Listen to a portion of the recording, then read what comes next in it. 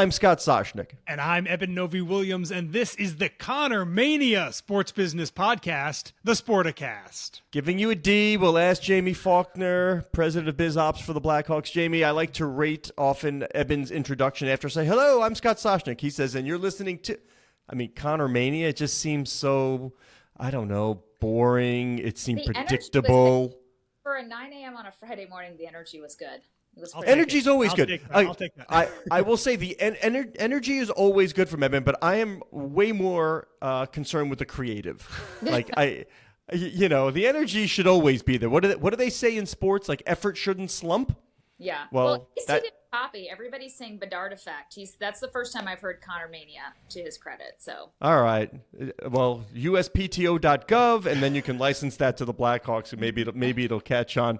I'm assuming that's been your life for the last, obviously 48 hours, but it's been Connor for how long, Jaime? Give it to me in the best way you can. I would say May 8th. I can't even remember what time that we were announced that we had the first pick. 60 seconds after that, we have been running 100 miles an hour and haven't stopped. So, yeah. Well, our fans, we've been busy working. They've been busy getting super excited.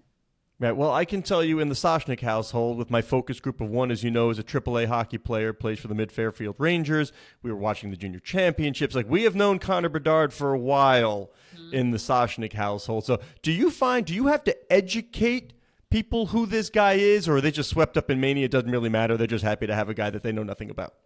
You know what's interesting is, I think if you're in the hockey world, you know who Connor Bedard is. I think what's interesting is if you're a general sports fan, there has been enough hype about him that if you're a sports fan, you are aware of who he is. You may not know the full extent of why he's so popular, but you know enough to say he's the next Connor McDavid. He's being compared to Wayne Gretzky. In fact, I went to the Cubs game in London. So I just went from London to the draft. And they took a whole crew out there for the games. And there was tons of chatter and excitement, even amongst that group who are generally sports fans, baseball fans, talking about the draft and excitement and being aware of Connor. So, and I don't know, did you guys watch the NHL awards? Because I felt like that was just one big advertisement for Connor. Yeah. So I think the NHL is doing a really good job too of he's not just the face of the future of the Blackhawks. I think he's the face of the future of the National Hockey League. Yeah. Eben, by the way, can you know what I just heard, by the way, when Jaime just said that? I heard Ryan and Reynolds is taking a 5% stake in the Blackhawks. That's what I heard. That's what I heard. I'm just telling you, that's the future here. Just guessing. I remember a few months ago, Jaime, the night the draft lottery happened, I believe there were Let's Go Blackhawks chants at the White Sox game when it showed up on the Jumbotron that Chicago had gotten the number one pick. So it certainly feels as though the whole city, I'm sure, is really excited as well. So the crazy thing about that night, so the Cubs were playing in Chicago. They put it up on the video board, played Chelsea Dagger. The whole stadium went crazy. The White Sox were in Kansas City, and so they obviously, Kansas City didn't put it up on their video board, but the dugout knew about it, and they started going crazy enough that it drew attention to the broadcasters. So yeah, if you're a sports fan for the city of Chicago, it's exciting for the Blackhawks, but it's exciting for the whole city. And for listeners who don't know, the NHL awards top draft pick a little bit differently than the NFL. It's not just your win-loss record. There's a lottery. And you guys had, I believe it was 11% chance heading into the lottery to get the number one overall pick. And obviously you did. Walk us through that night if you can. In my mind, like the minute it happens, your phone starts ringing and all the salespeople are rushing to the phones and answering calls. But what exactly does happen in let's just say the 3 hours after the ping pong balls bounce around and suddenly the franchise fortunes change? I'll share a little bit of the lead up because you have to plan for every scenario, right? So at least, okay, we're going to be top 5, but you don't know which slot you're going to get. So we did have a plan for whether or not we got the first pick, but I think everybody just expected we would get 4 or 5. We would be lucky if we fell 3, but planned on 4 or 5. And generally we're like, we're going to get a good player, so we're happy. I personally didn't watch any video on Connor Bedard when they started releasing all the videos leading up to the draft. I just didn't want to know. I knew I'd be bitter for any team that got him. So we had every scenario planned, but we really didn't think that what happened. During the draft, we had our whole team together. We had the live ESPN feed, which means we were not getting any commercials. So when they went to commercial break, after the announcement of who got the 4th pick, when Kevin Weeks made his mistake on air, my phone started blowing up, your top two, but we had no idea what was going on. Poor Kevin. And I love Kevin. Poor Kevin. I mean, well, how exciting, though. I mean, it made the... Right. Breaking news. Blackhawks in the top 2. Really broke that news. I went over to Danny, showing him my phone. I'm like, have you seen this? He's like, I haven't seen this because it's all over Twitter. And then when they went back to the live feed and announced Columbus had 3, I think we all had, out-of-body experiences, because then we were like super happy to have 1 or 2. And when Bill flipped the card over, that place went crazy. Also, we had our media there ready to do interviews with Kyle. They were in a separate room. They did not have the live feed. They had the feed everybody else, just generally watching. So they knew we had gotten 1 because they heard everybody go crazy in the other room. So it was just a fun experience. We literally high-fived and hugged everybody in 60 seconds and then immediately sent everybody back upstairs. Get to work. Mm-hmm. Yeah. We're chatting with Jaime Faulkner, President of Business Operations of the Chicago Blackhawks. Jamie, you just said, video with Kyle. How about this thing I see going around? What was this man on the street interview that nobody, like, you didn't know it was Kyle? You guys keep stepping in good luck. I mean, that was unbelievable for people who don't know. I mean, I caught it on Twitter. Like some guy, I don't even know who it was, but some man on the street interview. Yeah. And are you a hockey fan? And I loved it. So it was your general manager, Kyle Davis, and the guy had no idea. And he's like, well, yeah, can you name some hockey players? Mm-hmm. Wayne Gretzky, Mario Lemieux, and then a litany of Blackhawks, which I love. And still the guy didn't catch on. Johnny Oduya, that was the one. Johnny Oduya, yeah. Really can you capitalize on that? Like, what does that do for the Hawks? I mean, I think it just continues to first of all, we've had incredible luck. Like, we are so grateful.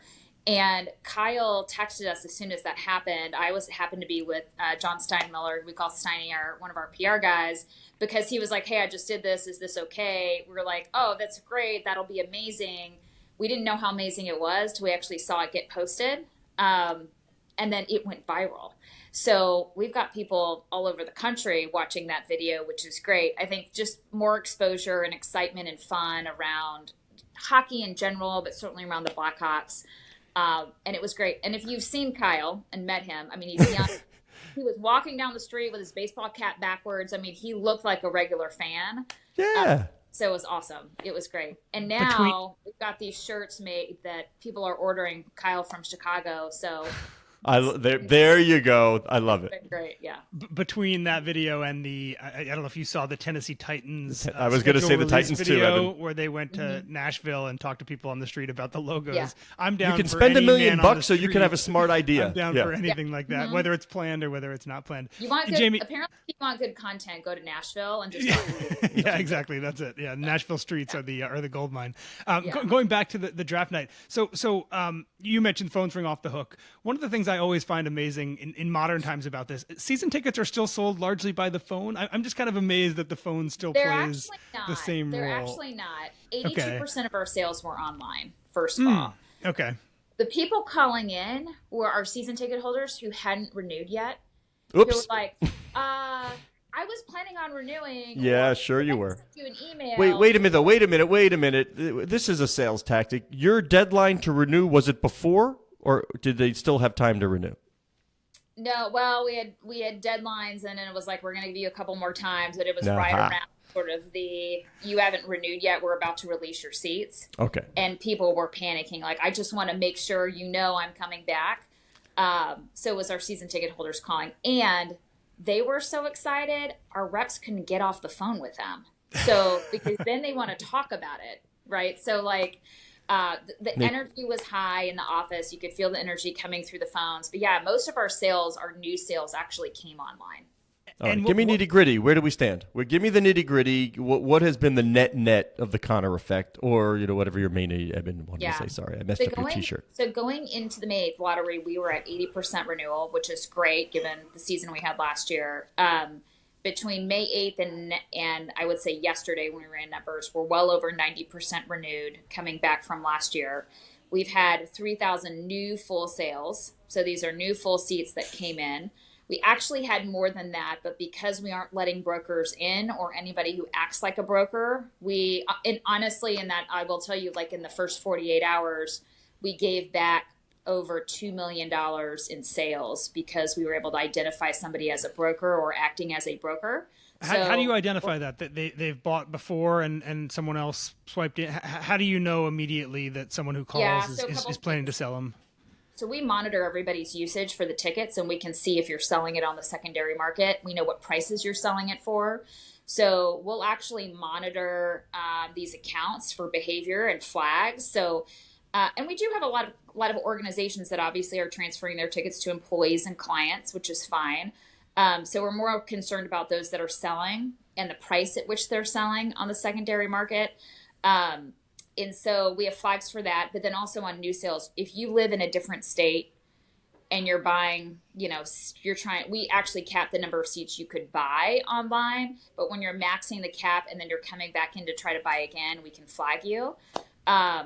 Or if the name you give, there's a lot of, there's so much data available now. You might say your name is Scott, but we find out you're actually doing business as something else. And so, so we're constantly monitoring. We've been returning sales. We've been returning sales like crazy. People will, this is how, I'm like, if you're going to be a criminal or do something, at least be smart about it.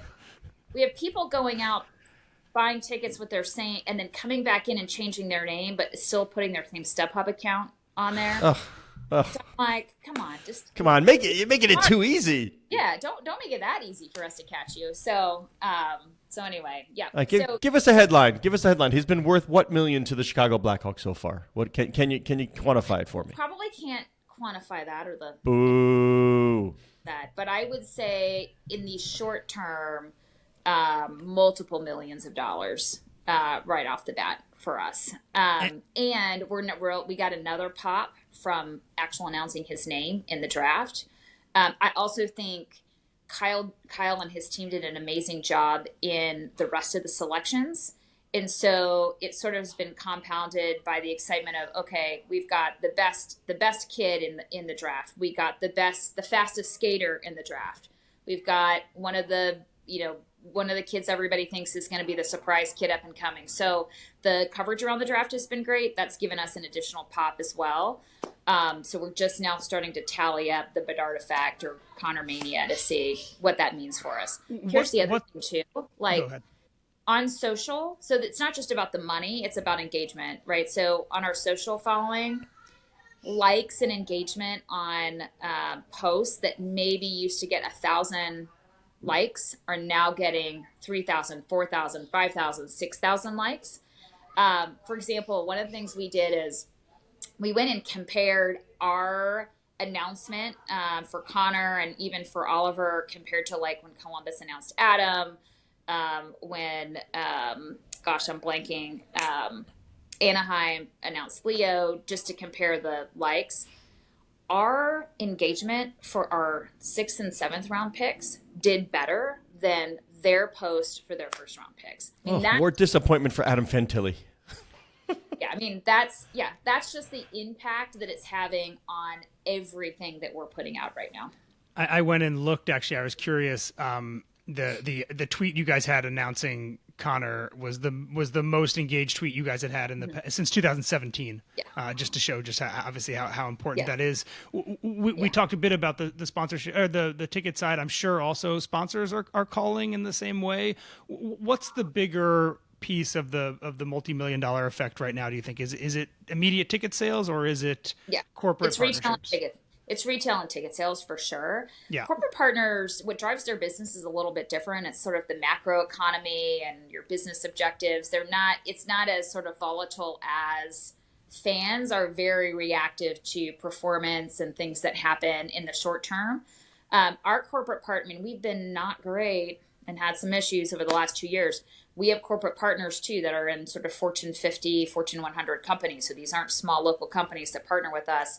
They've stayed with us through the bad times. Now they're looking for opportunities to actually, how do we put some fuel behind those partnerships to take even more advantage of what's happening right now? I will say that interestingly enough, once we got the first pick, the calls related to the jersey patch increased. So we have organizations who are now even more interested because of the Connor Bedard effect, right? So if organizations are trying to get to Gen Zs, this kid's going to he's the face of the NHL. Now we have an opportunity, we've got a number of organizations who want that sweater on him with their logo in those photos, right? So that's not sold yet then. That's not sold yet. And that's we're going to great. be really careful about selling. Forget that we've got Connor and we're sort of on this upward trajectory. For us, the sweater's really important. Our namesake is super important. It's important to us. It's important to the Wirtz family, our owners. It's important to our fans. So we're going to be really thoughtful about who we place next to it. We're not just going to place anybody there. So we've declined some opportunities. We're in no rush to sell it. But there certainly has been increased interest now. Wait a minute, Jimmy. You mean to tell me if the Sovereign Wealth Fund of Saudi Arabia comes and says, we want Piff on the left side of the jersey of the Blackhawks, that's not happening? That's correct. All right, there we go. Eben, there's your headline. Piff not welcome in Chicago right now. Connor Bedard is not. Wait, here's a big one too, Jamie. For those of us who know how the hockey world works, and you have, 5 kids? 5 right? kids, yeah. You've got 5 kids. All right, so you have a full line. You've got a line of Faulkners, which is great. You did billet in the past. Jacob Slavin was a billet in your house. And for those who don't follow hockey, billet is when a kid goes and moves to an area and then families take them in. I mean, is Connor living in your basement? Is that what's going to happen here? Oh my God. It seems to make sense. The rumors were going around that Connor was going to live with us. I didn't even know that. I didn't hear that rumor, but there we go. In Wilmette, in the hockey rinks, even my son was asked by some of his, like a former coach, we heard Connor Bedard's living with you.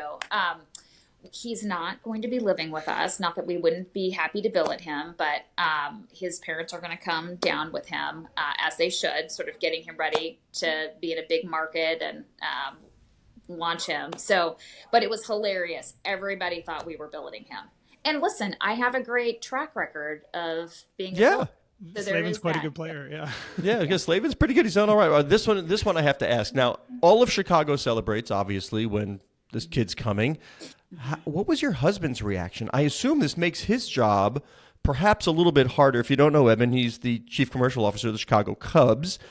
I mean, there's only so much money to go around from sponsors you're taking food out of your husband's pocket here. Is he happy or is it competitive? What's the dinner conversation?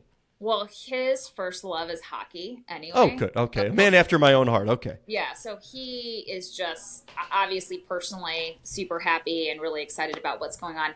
It is funny, though. We interestingly enough, our Blackhawks fan base has a high overlap to the Cubs fan base. So we share a lot of the same season ticket holders. Some corporate partners we actually share, not a lot. But yeah, we don't compete too much from a corporate standpoint. Their asset valuations, their jersey patch, the cost for their jersey patch is way higher than ours, right? So there are certain companies that can afford that. So we don't compete on too many things. But if there's an opportunity to compete, we are such a competitive family. It's like, who's going to get the deal, the Blackhawks or the Cubs? So who is putting out better content? And certainly, I'll answer that right now. Hawks. Yeah. And if Chicago's not measuring, our kids they're keeping score in the house of who did better, mom or dad. So you should have a whiteboard right above the breakfast table. Right. Or ring a bell. You bid a big sale, you ring a bell. I would that's content I'm here for. Yeah. I see Connor throwing out the first pitch at a Cubs game, or like Connor Bedard night at the Cubs. I feel like and I'm sure you guys do a lot of this stuff, but I'm sure there's a lot of overlap you can do in a city Connor like Chicago will be there on Sunday. Yep, we're taking the draft class to the Cubs game on Sunday, so they'll be there. We're going to have they have Dansby Swanson, who was a number 1 pick a long time ago, so we're going to arrange for Connor to meet him and the rest of the draft class. So, yep. We didn't wait too long, but honestly, it's actually pretty good because everybody wants to go see Wrigley Field in the summertime. The fact that we can make that happen for them and create a great experience is good for the players and their families. I'm sitting here doing the math. My kid is a bantam major, just turned 14, so good chance he can play with Connor, but I don't want to send him just anywhere. I'm sure the Chicago Steel are going to be interested. That could be something we've done. Mm-hmm. How big's the basement? It's good? No mold, no water in the basement? We're good? It's great. I have plenty of rooms, and I'm top notch. Built a family. All right, there we go, Eben. What haven't we asked? Jamie, give me something we don't know about the business benefit of Connor Bedard. What's something we just wouldn't know? Like, you have to be the president of business operations for the team that gets Connor to know that this has happened. I don't know. I don't even know if we know that yet, right? This is so new. It's certainly not new for the Blackhawks. We were fortunate enough to have Patrick Kane and Jonathan Taves and other players that are just beloved by Chicago, but just beloved in hockey in general. This is different. When we drafted Patrick Kane, Instagram didn't exist. So this is a completely different world that we're entering into with this type of player, where we don't only have to promote him, but the league's promoting him. It's I don't know. Ask me that question when we get ready for opening night. I'm sure we will have identified something about the Bedard effect we didn't anticipate. How cognizant, I'm sure you are, Jamie, how cognizant of you guys are of not overhyping this, right? That there's a lot of pressure put on Connor already. The hype obviously feeds itself. How much do you guys talk about, or what have you done to kind of make sure that you're not kind of overdoing it in the immediacy? I mean, the world's going to put a big enough spotlight on him. We don't want to do that. We want to focus on the draft class. And by the way, you need more than one player to be able to get to championship hockey, right? So our focus is always on the draft classes. It's how we refer to our draft class last year. They will be introduced in development camp as we're running them around the city as the draft class of 2023. We'll let the world do what the world's going to do in terms of putting a spotlight on him. But at the same time, when you're that type of player, there is a little bit of responsibility. You're going to be the face of the franchise. I think it's our job. The biggest job we're going to have is really protecting his brand. From the business side, we need to protect his brand. I mean, we already had an issue yesterday. The Twitter Connor Bedard account was a fake account. He doesn't have a Twitter account, so we had to go to Twitter and help them get that down. So our job is to really help protect his brand, not just use the brand to move the Blackhawks forward. Really make sure his personality shines through when we're making content decisions and we're deciding how do we really showcase who Connor is off the ice. What does he care about in the community? We'll have to take very good care and attention of that, but we want to do that for all of our players so our fans can get to know them in the right way and it's authentic. So I think our job is to be really careful. And I think on the hockey side, when we talk to Luke and Kyle, they're very committed that, the locker room has to be tight. It has to be about the group and the team and not just one individual because we need all the pieces to work. So internally, we probably won't put as much gas on it, but we'll be happy when the rest of the world does it. Jamie, we know you have a hard stop, but I think you'll appreciate this, especially in hockey where authenticity does matter to fans. The people know the fakes. I talked to Walt Frazier not long ago, and we were talking about, like, everybody has a brand, right? All athletes are saying, my brand, my brand, my brand. And he's like, I'm not going to talk about brand. He goes, but let me tell you this. He goes, this is what I know. There's a lot of athletes these days who claim to have style, and he was known for this style. He said they don't have style. They have stylists. Mm-hmm. Big difference. So We'll see what happens with Connor. But I think the kid's got his head on straight. He understands the team concept of hockey. He knows he's going to a big market, and he also knows that, if you don't win, it doesn't matter. Yeah. Well, all right. We're excited. And we look forward to We'll come back. If you'll have me, I'll come back and we can talk about the Bedard effect as we get closer to the season starting. Promise. Done deal. Jaime Faulkner, President of Biz Ops for the Blackhawks. Thank you so much, Jamie. Thanks, guys. Have a great weekend. You too. Bye.